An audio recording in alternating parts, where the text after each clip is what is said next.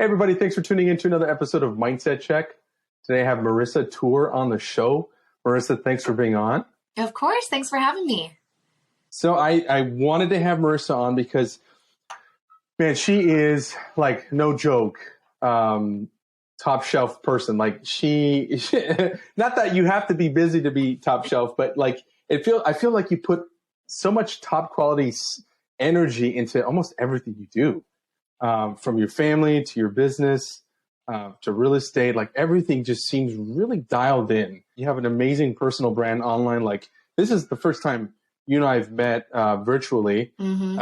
And I think we actually met like when you were in escrow because I was in mortgage and real estate. And then, so I'm sure we crossed paths, but I'm a fan. Like I know when I was like checking you out online and seeing what you're up to, I was like, dude, this, like, we got to get this lady on for sure. So thanks for being on. Thank you. Thanks. I appreciate that. Yeah, it's definitely a small world when it comes to real estate, but yeah, I have a lot of passion in what I do in all aspects, whether it's family or work related. So I'm glad that shows through. 100%. So you have a family, and I don't know how you all are related, but I know like Lindsay, I know Nathan, like all these people that somehow are related to you. Is that right? Oh, yes. Yeah. My husband's whole side of the family is in real estate in one capacity or the other. So yeah, I know we joke that we just need a family tree for everyone to understand how we're all related in all aspects of the industry. Yeah. So I've had Nathan on this podcast. Okay. Nathan Wood. And then Lindsay Pepler, she's on next week. Oh, perfect. And I have you.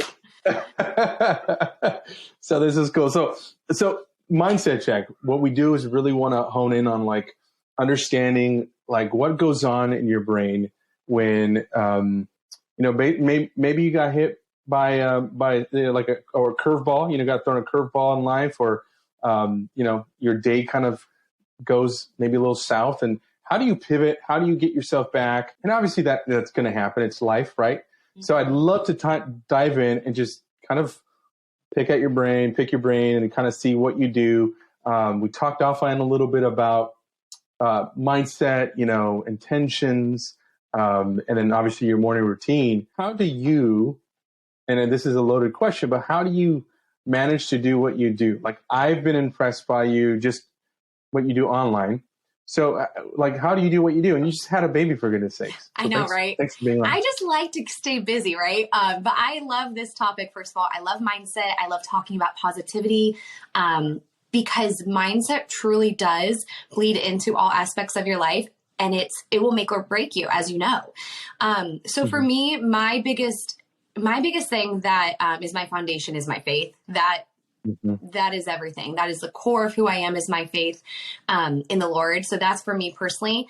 But it's having those, I think perspective is everything. Having those moments in your day or your life that really shift your perspective to focus on what matters. I try to always look at the big picture. You hear people say if it doesn't matter in 5 minutes, 5 days, or 5 months, 5 years, whatever it is, it doesn't matter. Like it really doesn't matter. So those little moments that get you upset throughout the day, just learn to let go and move on and focus on the bigger picture and what truly matters. Yeah, I love that too. Cause I will say, I think I've always been a people pleaser growing up, and it's been hard to just be like, if it's not going to matter what, like you said, in 5 years, they'll give it like 5 minutes of your time because like, you just move on, right? And I should have said this earlier, but so you're a successful real estate agent, you're a successful entrepreneur, you're a successful mom and wife. You have something that you can share, and anybody who's listening or watching can benefit from. So you're successful in my opinion as well. How do you juggle all that? Like, you just had a baby, but you're still doing it. You're still crushing it. Yeah, I think when you have so much that I feel like I just have so much that wants to like pour out of me. I'm like oozing. Yeah. I don't know what it is. Like I can't stop, and I have a really good support team around me. I mean, my husband is the most hands-on husband and dad and so helpful. I couldn't do anything that I do without him. Like owe him the world. So having the support team around me makes the biggest difference. And then I think when things are just important enough to you, you make it happen.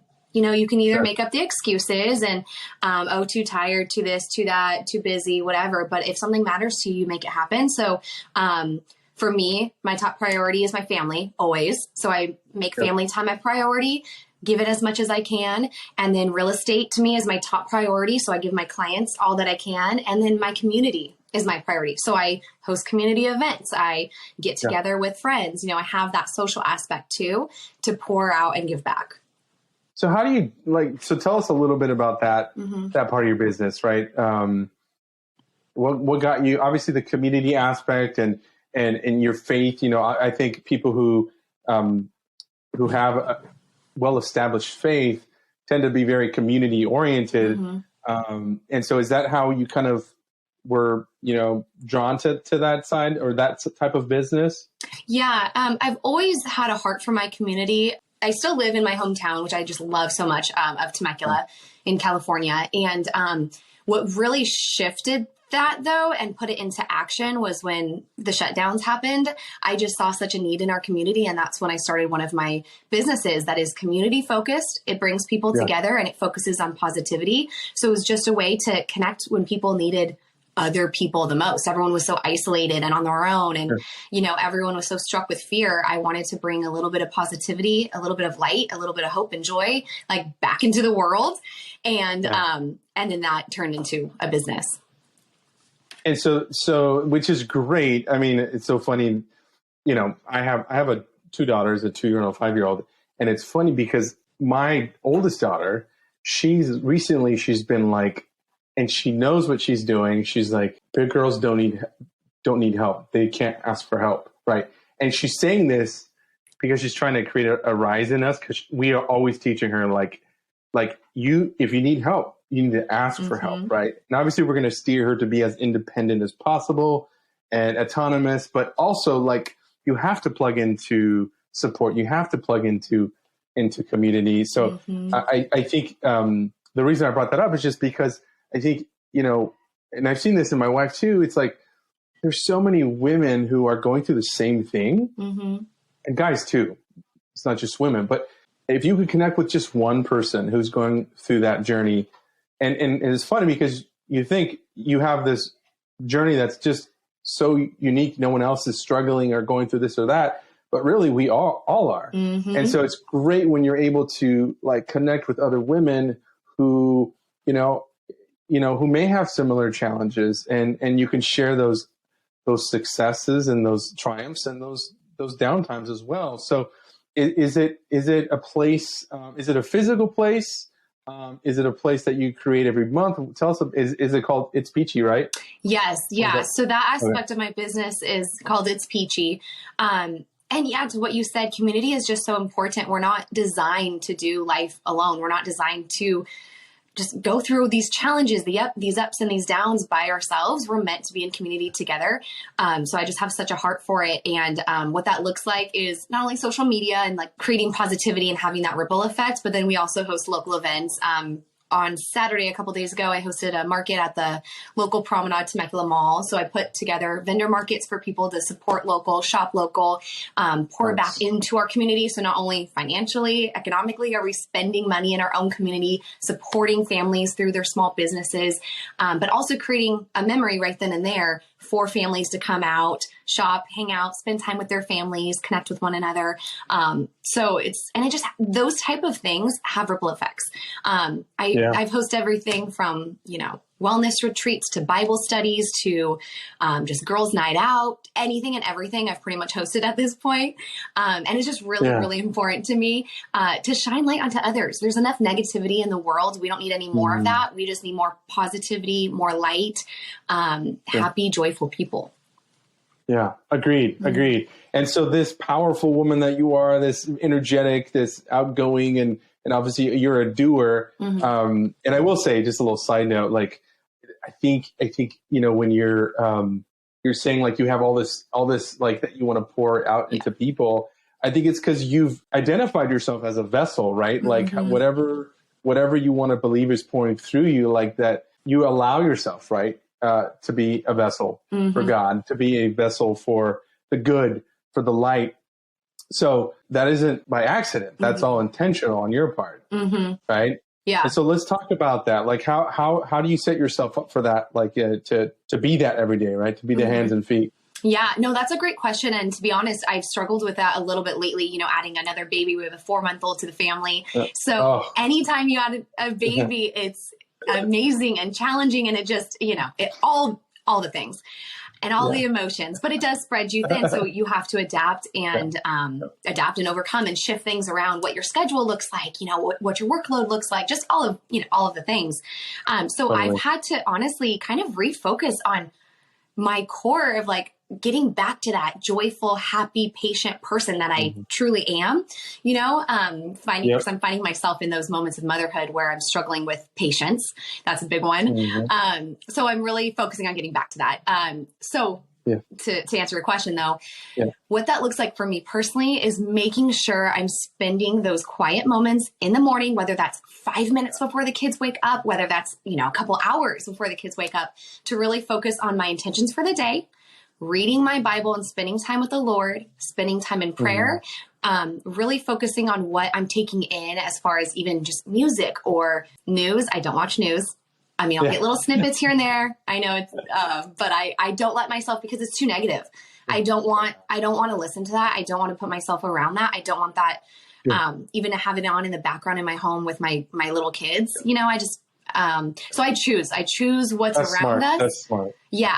Honestly, and I can go off on tangents on all of this. I'm trying to keep my, my answers short and concise today, since I know we don't have all day, but, just a quick note to that. I know my husband was, you know, feeling the fear and anxiety, you know, a year or two ago when things were happening. And I said, turn off the TV, like no more of that. Turn off the TV.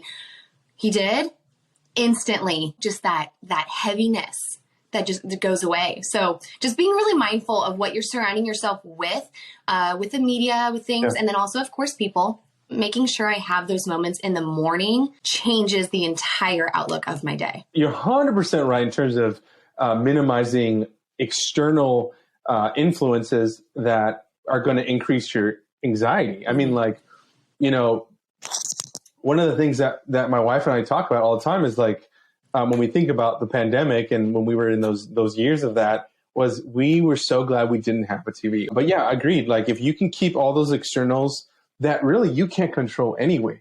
Control the controllables, right? And everything else, like, you know, like you said, you got to let go and just have faith and trust. And I think that's beautiful that you start your morning like that. You know, when I read what you sent me, I was just picturing you and your daughter, like in the mirror, you know, like going like, today's going to be a good day. Yes. It's going to be a good day. Oh, yes. We're big on our affirmations because it's so funny. I mean, you have daughters too. So, you know, when you're teaching your kid, I mean, whether you have a daughter or a son, but when you're teaching your children as a parent, you can't teach them something that then you don't listen to yourself. So when I'm doing affirmations with my daughter, I'm like, wait, I need this probably just as much as she does. So it teaches me in those moments too. So we did them this morning on the way to school. We do her affirmations. They're, you know, they're simple, they're sweet, teaching her to be brave and confident and strong and know she's loved and beautiful and smart, you know, all the things. And we always end on, I say, today is going to be and she goes, good day. And then she always has a good day at school. You know, it's just, it's special and it makes a difference and it puts a smile on her face, puts a smile on mine. And it makes a difference when you are intentional with your time. And it really makes the biggest difference. Yeah. In that moment, like I can picture it because, and any parent right now who's watching or listening can also understand it, because there's that moment, especially when you're driving, where it's like, you know, there's that opportunity to connect with your kid and you start talking about intentions and affirmations, and then they start getting used to that, right? And then they have that habit that when they get older, they're like, man, I'm not waking up in the morning, or I'm not doing affirmations and something seems off. And that's like a tool, it's a skill you're giving your daughters, or rather your daughter in this case, my daughters. You have a son, right? A little son? Yes, now I have a little boy too. Yeah, a little boy. What's his name? Peyton. So we have Peyton and Presley. Peyton and Presley, beautiful names.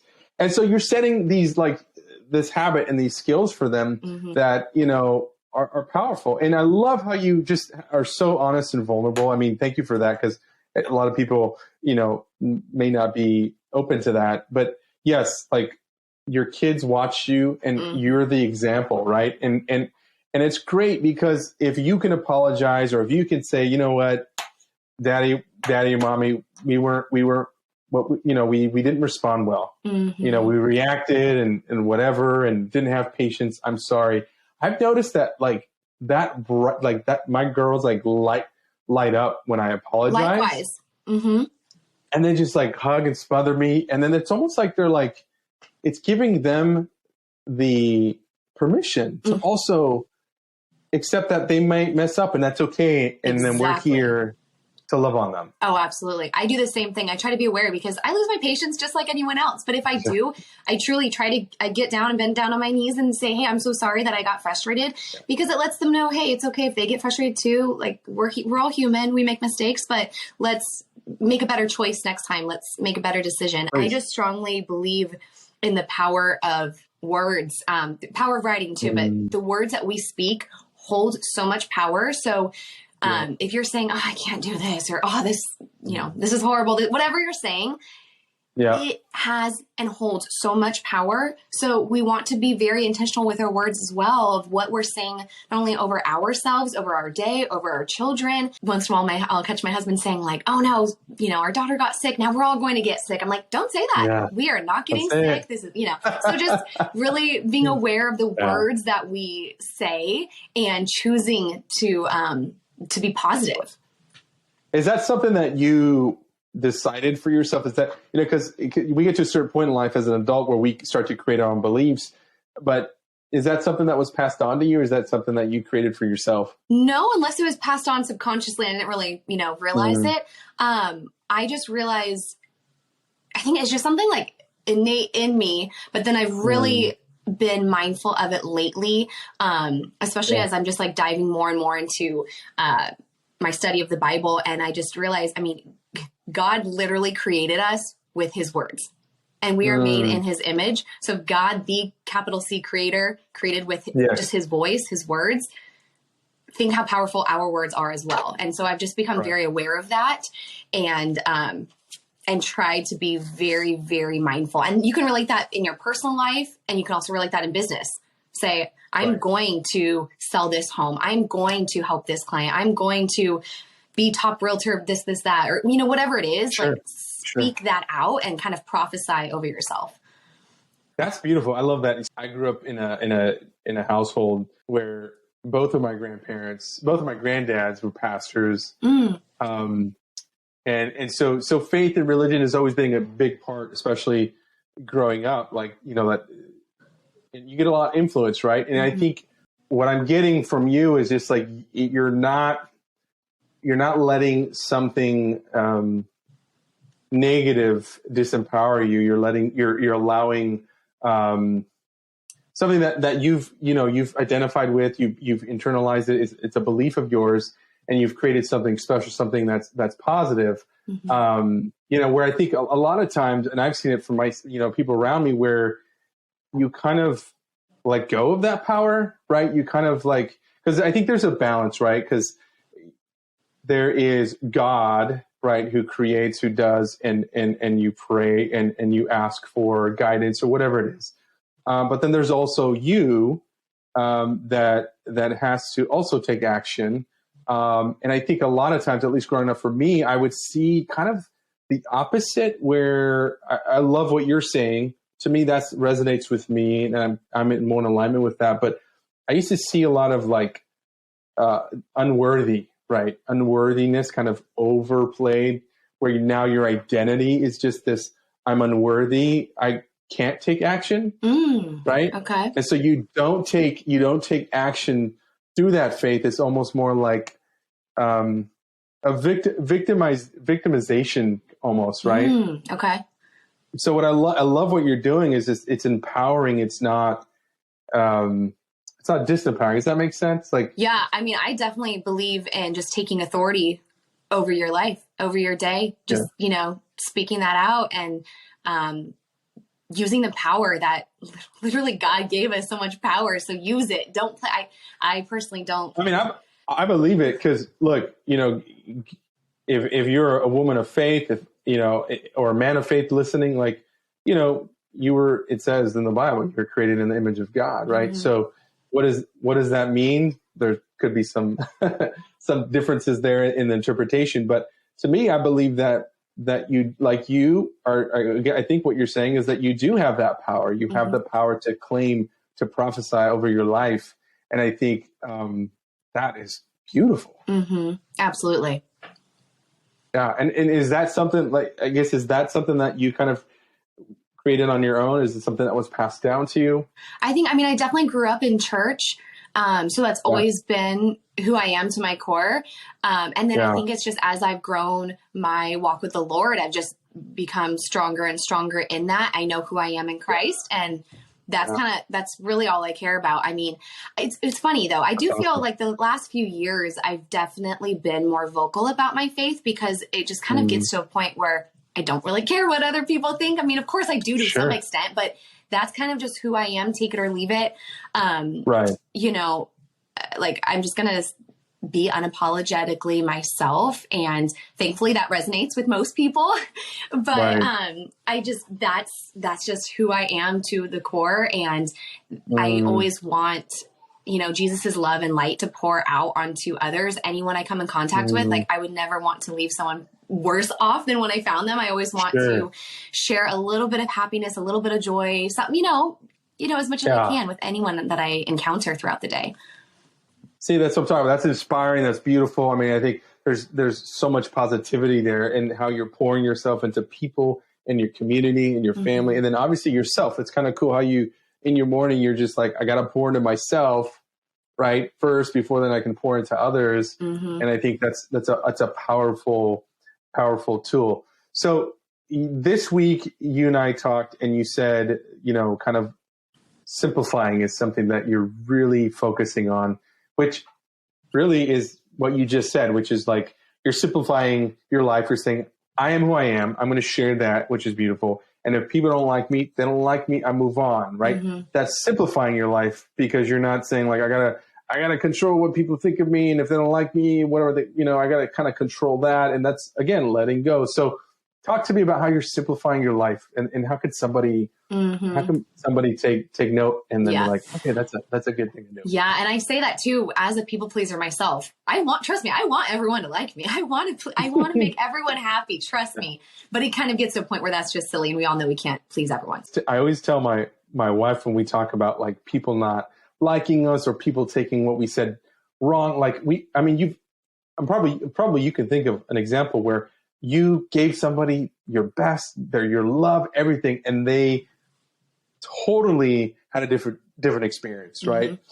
And so I always tell my wife, like, you're always going to be somebody's villain. Like in somebody's story, you're a villain. Like, and if you accept that now, I think you have an easier time moving forward without getting an approval, like getting someone's approval, right? You're going to offend people in life, and that's just life. That's not up to you. If people want to choose to pick up offense, I've done a whole podcast on, or webinar, I should say, on offense, and what you have the choice to pick up offense or not and move on. People have that choice. So people are going to get offended one way or the other. Can't please everyone. But yeah, to circle back, your question was about simplifying. That has just been on my heart lately. I know we do daily team calls with our brokerage at Native. And I was chatting with Jessica, my broker, about simplifying, and just because I'm one of those, I like to say yes to everything. And I think I can do it all, right? But I'm only one person, and I have reality checks that tell me you can't do it all.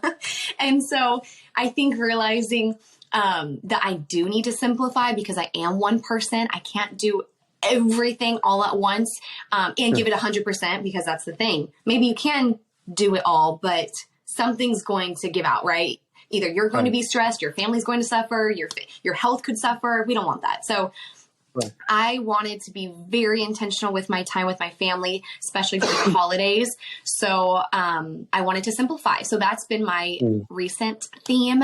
And Jessica, I think, was saying that was kind of hers as well, just simplifying. And that could look like, maybe food prepping a little bit for the week so you don't have to, simplifying your meals. You don't have to put as much energy into what you cook.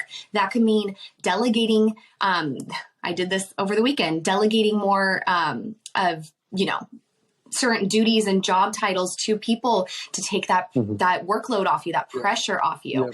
So that could look different in different aspects of your life, personal, professional, but really simplifying. That way you're aware of where you're spending your energy and you're making sure you're focusing on what, again, truly matters to you. And for me, that's my family. Beautiful, right? Because you're simplifying, you're getting rid of the excess that really doesn't add the value or add the elements that you're looking for into your life, which then helps increase the chances that you'll have more of those moments throughout the day that really matter to you. Right. And that's great. So simplify, we talked about morning routine, obviously affirmations, morning routine, that's important for you. Talk intentions. Like that's a big thing for me right now is intention. Like even before this call, it's like, what's my intention for the podcast episode? Like, what am I hoping to gain from it? What am I hoping for the viewers to gain from it? What am I hoping Marissa to gain from it? So intentions are super powerful. I heard Oprah talk about it first, like, and how she's really big about setting intentions for everything down to smallest meeting, up to the biggest, I don't know, business acquisition or whatever. How has intention played a role in your life lately? Yeah, I love that question. Right now, while I'm in the thick of it with, a little one at home, my intention every day is to be as patient as I can because I've been running low on patience with, toddler. So trying to be as patient as I can and finding joy in just those little moments. That's what I've personally been focusing on during this specific season of my life. Because if I start the day like that, it lets me, plan kind of ahead of how I want to not only feel for me on the inside, but also set the intention of what type of mom do I want to be today? Do I want to be the frustrated, exhausted, worried mom throughout the day? Like that's not fun for anyone. That doesn't serve my children. Do I want to be the stressed out wife for my husband to come home to? Like that's not fun for anyone either. So set those intentions of, no, I want to be that patient, joyful, happy, loving, inviting mom and wife and business owner and realtor. I want to be that for everyone in my life as much as I can. So, like you touched on earlier, that starts with filling up myself. We all know that you have to fill up yourself first before you can pour out onto others. And it shows because there's days if I don't do that, or I just have an off day, like we all do, of course. Yeah. And it shows, it shows in those relationships that I have. It's okay to have an off day, but every day is a new day to start fresh. And if you can start the day just a little bit higher, a little bit better than the day before, then you might as well, right? It serves everyone around you and yourself. 100%. Now, I'm going to ask you a question if I can. You don't have to answer it. But, in terms of patience, I think what I've seen, like when I have less patience with my daughters, it's oftentimes a sign that I'm not being patient, like with myself. Right. And maybe you're not sleeping enough. Right. So maybe you're not spending enough attention on yourself. Is that something you've recognized like, oh, I'm not being patient or I'm not, I reacted versus responding. And it was because it wasn't because of the kid or anything external, really. It was something that triggered something inside. 1000%. My patience is not really, yes, I have, the two kids and I have, business, I have like a lot of business things going on. I'm getting pulled in all these different directions throughout the day, but it really has nothing to do with anyone else but myself. So I try to be very self-aware of that. And that's why simplifying has mattered to me lately, because the more I simplify and kind of, take added pressures and added stress off my plate, I'm able to be more patient. So again, it has nothing to actually do with the external things for my patience. It's everything to do with me. Like I find myself putting too much stress on myself, not giving myself enough grace and realizing that I'm one person. So it's funny, my personality, because it kind of backfires on me sometimes. I think I'm Superwoman. It can do so much, but at the end of the day, I really am only one person. So I have to give myself grace. And my husband reminds me of this all the time.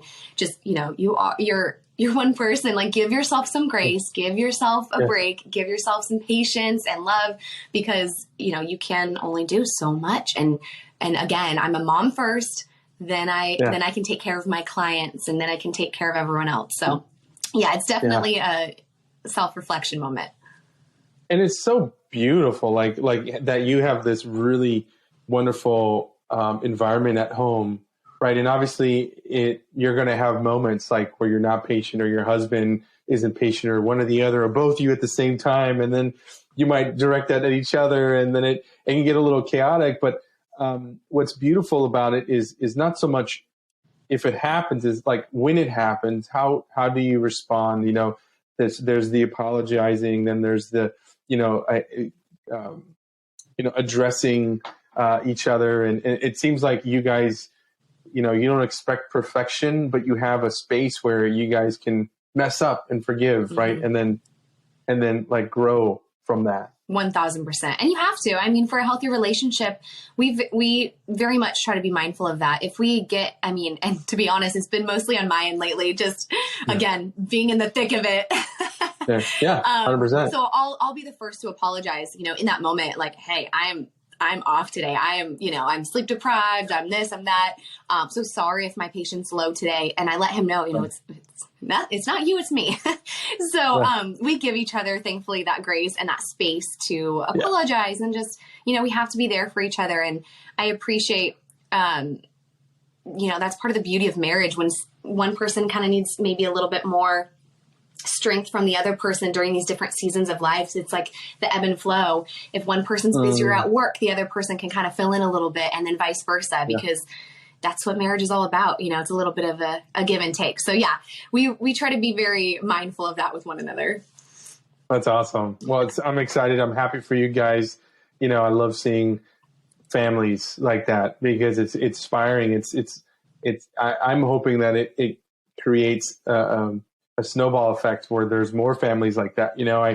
I recently heard, I don't know who it was from, but that we're like the first generation that is like healing in a way, right? Like we have that space, and we have the resources to heal. Now, I'm not saying you have to come from horrible trauma, but every family has some sort of trauma, right? Some sort of dysfunction that a kid had to survive and grow from, and eventually hopefully thrive at the end. But whatever it is, I think it's beautiful that we're in this time where we have the opportunity to heal. We have the resources. We have podcasts. We have, I can talk with you, and you're in Temecula. I'm here in Carlsbad, and even in this conversation, there's a connection and an understanding and appreciation for what you're doing and how you're doing it. And, to me, that's spreading more goodness. And that's why I do what I do. Why I do this is because I find people who to me are inspiring. Otherwise I wouldn't have people on the show, right? It'd be boring. But if I have people who inspire me, I'm like, well, like, I'm interested. And then how can someone who's not really strong in that area of their life listen to what you say, and then fill their cup, right? So thank you for that. Thank you for being on. Thank you. I know I went way over than I promised. That's okay. I could chat all day about this kind of stuff. But thank you. And I would love to just ask you one more question, which is, what is the best advice you've ever been given in your life? Oh gosh. It can be whatever. Think whatever goes in your mind. I know. Okay, so I'll say this just because it is the first thing that came to my mind, and it's from anyone that knows me. I always talk about him, and he's a very important person in my life. But my dad, growing up, he was an entrepreneur. So I got to see him and all of his hard work and what he's built. And so he always told my sister and I growing up, the sky's the limit. And as simple as that is, everyone's heard the sky's the limit. Like, you can do anything, right? But just, when it comes from someone who you look up to and who just believes in you, he was my number one cheerleader growing up, just would be so excited over anything and everything I do. And just, so having him tell me the sky's the limit and just truly believing that, I think has helped me get where I am today, knowing like, you know what, I can do anything. Like it's, cause again, it's all up here. It's all up here. It's all in your thoughts and your mindset. So I think just having his little voice in the back of my mind, knowing I could do it, just really helps. So the sky's the limit. You really can do anything. I love that. Like, I'm like almost crying, tears in my eyes. 'Cause I'm thinking like, man, my daughters, like one day they're going to think the same thing. Like, you know, oh, my dad said this. And like, I think it's powerful when obviously a boy too, but like, cause I have daughters, I always think, you know, like, oh man, like they're going to be older one day. And my hope is like, they remember, and I think there's this science or there's a psychology to back this, but something where like your inner voice is what and how your parents talk to you when you were a kid. Exactly. Yeah. Right. Yeah. I definitely think I'm at least to a certain extent. I mean, you definitely hear, because those are during such those like formative years. I mean, that's the voice that you're hearing, and it's coming from someone that you typically look up to so much, you know? And so when it's coming from such an important person in your life, which isn't that a trip now as a parent, as we're parenting our kids, I'm like, oh no, what is she going to hold on to? Hopefully she holds on to like good nuggets like that and not like anything bad, right? Send our kids into therapy later in life. So you hope that they hold on to those good gems and hear those good. And again, that's why it's so important to just be mindful of what we're speaking over ourselves and our kids, because I mean, that's going to stick with them forever. Right. So, yeah. I mean, I think I heard somewhere also, it's like, it's not what you do. Sometimes it's who you are most of the time. Right. So you're going to mess up. Right. And mess up is a very like, and sometimes I don't even like using it because that's just human. Like that's what happens. So it's not like you're going to get rid of mess ups. That's like, you know, I'm going to mess up at some point again, as a husband or as a father, but it's not about, you know, those mess ups. Is about the majority of the time. Who was I? What did I believe in? What did I represent for them? What did I teach them? Right. And so, I used to be very like, oh, I got to make sure I say everything, because I feel like, they're so in those formidable years, like everything is just like going in, right? So, you know, you always have that kind of that fear, at least I did, the anxiety, like I don't want to like program them in a negative way, right? So thank you so much, Marissa. You've been awesome. I definitely would love to have you back and we'll kind of dive into some of the more detailed stuff of it, but you've been awesome and can't wait to have you back. I appreciate it. I've loved our time together today. Thanks so much for having me on. And thank you, your husband, who's probably watching the kids right now. Oh yeah, right? I hear some music going downstairs. He's entertaining them. Nice. Well, tell him thanks, and thank you for taking the time away from your kids. I know that's precious time that you gave us. So I really appreciate it. Of course. Thanks so much, David. I appreciate it. All right. Take care. Bye-bye.